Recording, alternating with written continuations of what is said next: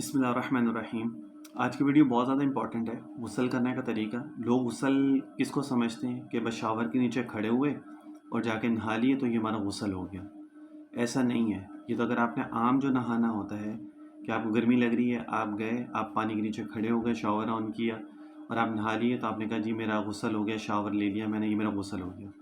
یہ تو عام غسل تو چل گیا یہ، لیکن جو انسان اپنی بیوی سے ملتا ہے، جو حائضہ عورت ہوتی ہے یا جنبی مرد ہوتا ہے، یعنی جنابت کے بعد جو غسل لیا جاتا ہے، وہ کس طرح لیتے ہیں، اصل وہ ہے۔ اس کے بارے میں شاید آئی تھنک میرے خیال سے 100 میں سے 60-70% لوگوں کو صحیح طریقہ ہی نہیں پتہ ہوگا کہ اس کو ہم نے کیسے کرنا ہے۔ لوگ وہی طریقے سے غسل کر لیتے ہیں، اپنے آپ کو صاف کر لیتے ہیں اور بس۔ تو آج کی جو ویڈیو وہ اس لحاظ سے بہت امپورٹنٹ ہے کہ سنت عمل کیا ہے، کہ آپ صلی اللہ علیہ وسلم کس طرح غسل کیا کرتے تھے، طریقہ کیا تھا، اس کے بارے میں احادیث کیا ہے، حضرت عائشہ کی حدیث کیا، اس کے بارے میں حضرت ابو ہریرہ فرماتے ہیں، حضرت میمونہ نے کیا فرمایا۔ یہ 2-3 لوگوں کی احادیث ہیں اس کے بارے میں جو میں آپ لوگوں کے ساتھ شیئر کروں گا۔ تو کائنڈلی ویڈیو کو پورا دیکھیے گا تاکہ کوئی بھی حصہ جو ہے نا وہ آپ لوگوں کا رہ نہ جائے۔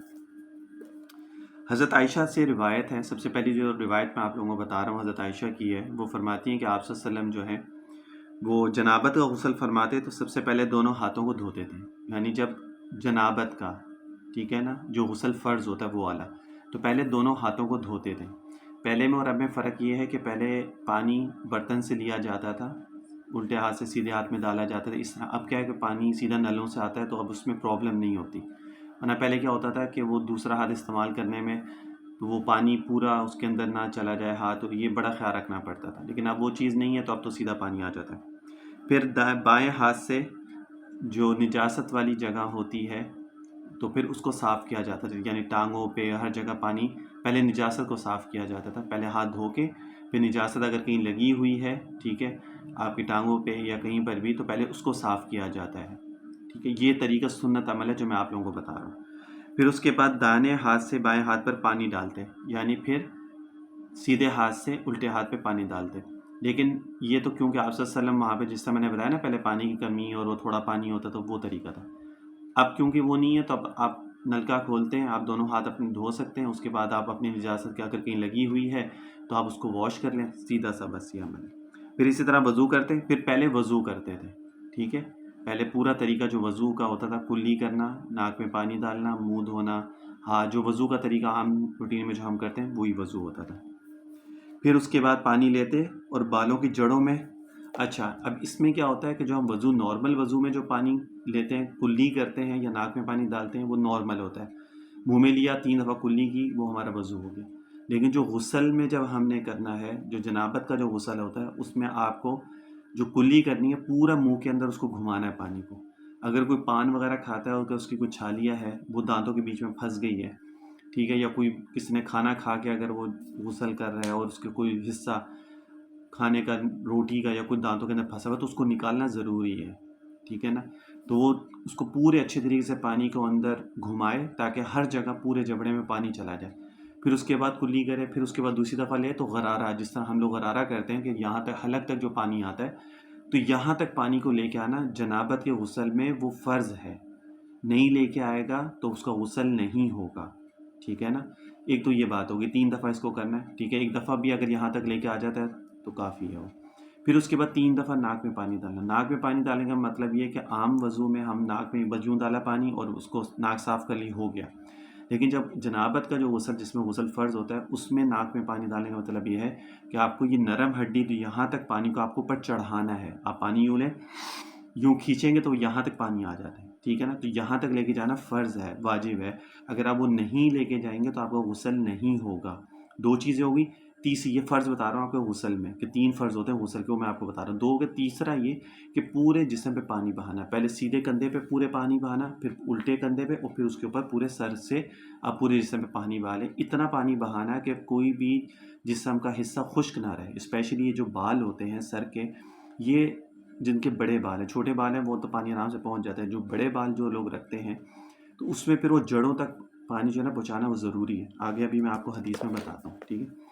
اچھا، پھر اس کے بعد بالوں کی جڑوں میں انگلیاں ڈال کر وہاں پانی پہنچاتے تھے، کیونکہ آپ صلی اللہ علیہ وسلم کی تو زلفیں تھیں، آپ نے تو چھوٹے بال نہیں رکھے، بڑے بال رکھے، تو پانی بالوں میں ڈال کے اس کو یوں یوں کر کے، یوں اس طرح کرنا، یہ عورتوں کے لیے اسپیشلی میں بتا رہا ہوں، مردوں کے تو کوئی کوئی بال بڑے رکھتا ہے، نارملی چھوٹے بال ہوتے ہیں، تو عورتوں کے لیے ہے کہ وہ پوری اپنی انگلیوں سے جڑوں تک جو ہے نا وہ پانی کو پہنچائیں، تاکہ ایک بال بھی اگر خشک رہ گیا تو غسل لیں، اور غسل نہیں ہوا تو اس کے بعد جتنے بھی آپ نمازیں، ذکر، قرآن، اعمال جو بھی کرتے ہیں سب ضائع۔ اچھا، اس کے بعد یہاں تک کہ جب آپ یہ سمجھتے کہ آپ نے سب میں پوری طرح پانی پہنچا دی، جب آپ کو تسلی ہوگی کہ پورے جڑوں تک پانی پہنچ گیا ہے، کوئی بھی جگہ خشک نہیں رہی ہوگی، تو دونوں ہاتھ بھر کر 3 دفعہ پانی اپنے سر کے اوپر ڈال دیتے ہیں، ٹھیک ہے؟ پھر 3 دفعہ، جیسا میں نے بتایا نا کہ پورا پانی جڑوں تک پہنچا کے پھر اس کے بعد رائٹ شولڈر، لیفٹ شولڈر، اور پھر پورے جسم کے اوپر پانی کو بہانا۔ تو آپ صلی اللہ علیہ وسلم پہلے پورے جڑوں تک پانی پہنچا کے پھر اس کے بعد 3 دفعہ اپنے اوپر پانی ڈالتے تھے، اس کے بعد سارے بدن پر پانی بہاتے، پھر دونوں پاؤں دھوتے تھے۔ یہ ہو گیا سنت عمل، جو آپ صلی اللہ علیہ وسلم جس طرح عمل کیا کرتے تھے۔ ایک تو یہ حدیث ہوگی، اور یہ صحیح بخاری مسلم شریف میں بھی حدیث ہے، صحیح ہین میں ہے، بخاری مسلم دونوں میں۔ حضرت عبداللہ بن عباس اس طرح کی حدیث حضرت میمونہ سے بھی روایت کرتے ہیں۔ اب یہ حضرت میمونہ سے روایت کریں حضرت عباس جو، جس میں حضرت میمونہ یہ بھی اضافہ کرتی ہیں کہ پھر میں آپ صلی اللہ علیہ وسلم کو کوئی کپڑا دیتی تھی، جب آپ غسل سے فارغ ہو جاتے تو میں آپ کو کپڑا دیتی، تو آپ صلی اللہ علیہ وسلم کپڑا نہیں لیتے تھے، ٹھیک ہے؟ اور ایک اور اسی طرح الفاظ میں روایت ہے، ایک اور کہ آپ صلی اللہ علیہ وسلم جو ہے وہ کپڑا استعمال نہیں کرتے تھے، بلکہ اپنے جسم کو ویسے ہی خشک کر، یعنی یوں جھاڑ لیتے نا جس طرح پانی جسم پہ ہوتا ہے، تو ہم اس کو جھاڑ کے اس کو ویسے ہی خشک کر لیتے تھے، ٹھیک ہے نا؟ تو ایک یہ بھی حدیث ہے، تو یہ بھی ایک سنت عمل ہو گیا کہ کوئی انسان اگر نہانے کے بعد اگر کوئی تولیہ وغیرہ استعمال نہیں کرتا، ویسے ہی کپڑے پہن لیتا ہے یا ویسے اپنے جسم کو خشک کر لیتا ہے، تو یہ سنت کے اوپر عمل ہو جاتا ہے۔ 2 چیزیں ہو گئی۔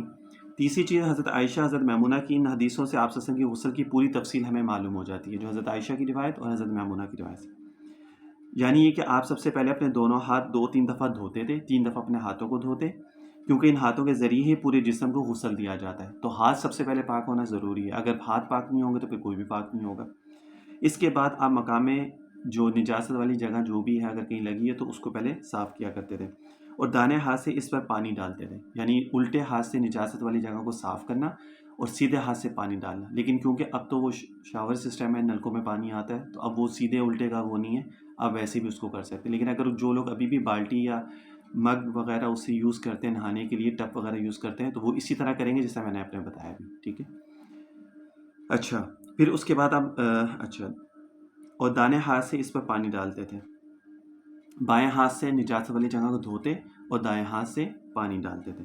اس کے بعد بائیں ہاتھ کو مٹی پر مل مل کر رگڑ رگڑ کر خوب اس کو صاف کر لیا کرتے تھے، جس طرح پچھلی بھی حدیث سے میں نے آپ لوگوں کو جو پچھلی ویڈیوز میں بھی بتایا کہ آپ صلی اللہ علیہ وسلم جب واش روم وغیرہ یوز کرتے تھے تو مٹی سے اپنے ہاتھوں کو، زمین سے اپنے ہاتھوں کو صاف کر لیا کرتے مل کے اس کے ساتھ۔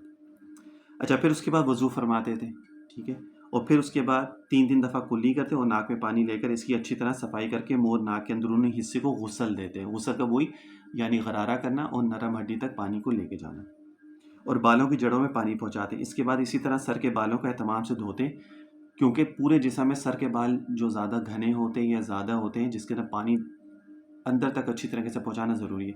اب تو کیونکہ شاور ہے تو آپ اس کے نیچے کھڑے ہو جاتے تو پانی خود بخود ہی پہنچ جاتا ہے، اب اتنا مشکل نہیں ہے۔ پہلے کیونکہ پانی کی کمی بھی ہوتی تھی اور پانی ویسے نہاتے تھے، یعنی برتن سے ڈالتے تھے تو اس میں پانی کم آتا تھا، تو اس میں تھوڑی ٹینشن ہوتی تھی کہ پانی کوئی جگہ خشک نہ رہ جائے، اور ہر بال کی جڑ تک پانی پہنچانے کی کوشش کرتے۔ اس کے بعد باقی سارے جسم کو غسل دیتے تھے، پھر غسل اس جگہ سے ہٹ کر پاؤں دھوتے تھے، یعنی جہاں کھڑے ہو کے آپ صلی اللہ علیہ وسلم غسل کرتے تو وہاں سے تھوڑا ہٹ کے اور پھر پاؤں کو دھوتے تھے۔ اس کی وجہ یہ ہو سکتی ہے کہ وہ جگہ شاید نرم ہوتی ہو، ٹھیک ہے، جس کی وجہ سے آپ بعد میں پھر پاؤں کو دھوتے تھے۔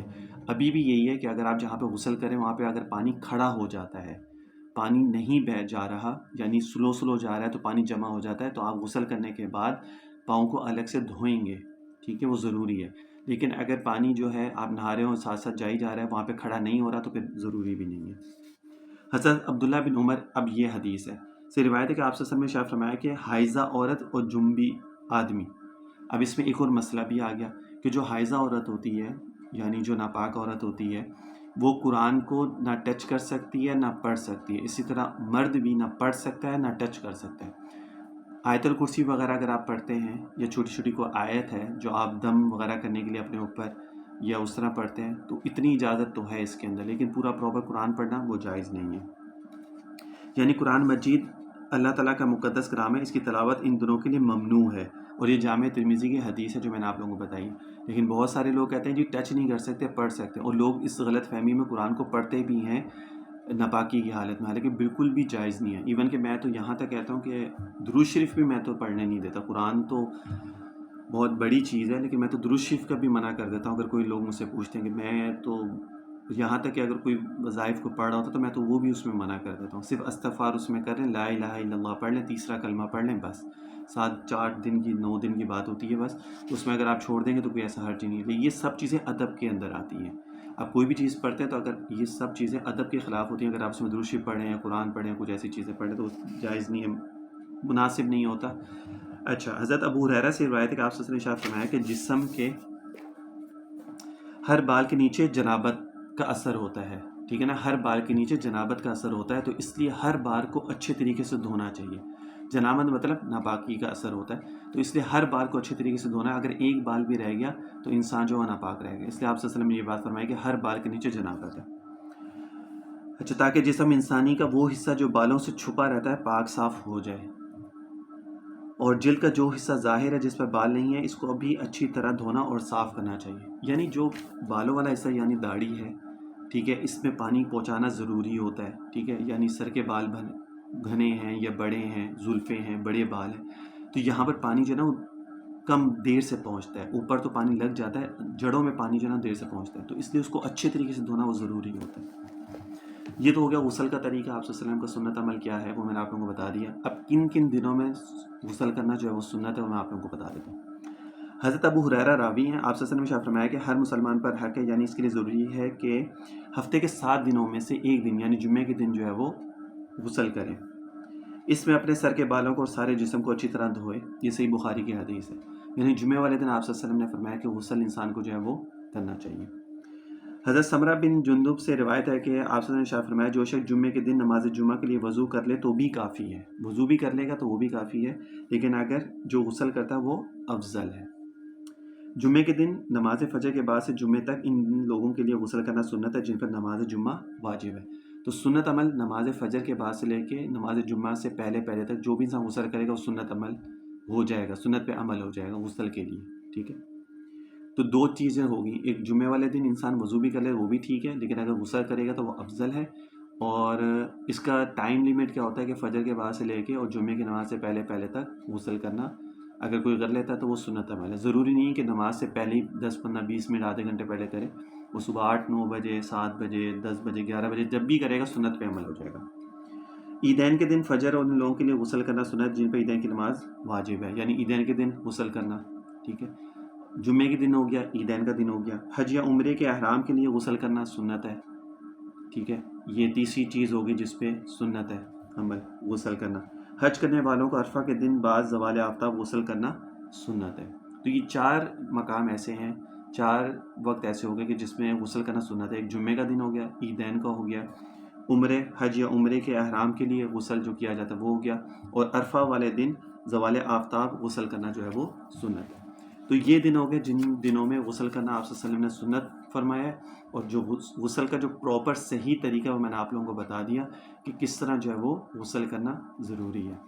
تو جب بھی جنابت کا مسئلہ ہو تو اس طرح غسل کیا کریں. اگر نہیں کریں گے اور اس میں سے اگر کوئی بھی چیز رہ گئی تو آپ کا غسل نہیں ہوگا، اور پھر آپ کے جتنے بھی اعمال آپ کریں گے وہ سب کے سب ضائع ہو جائیں گے.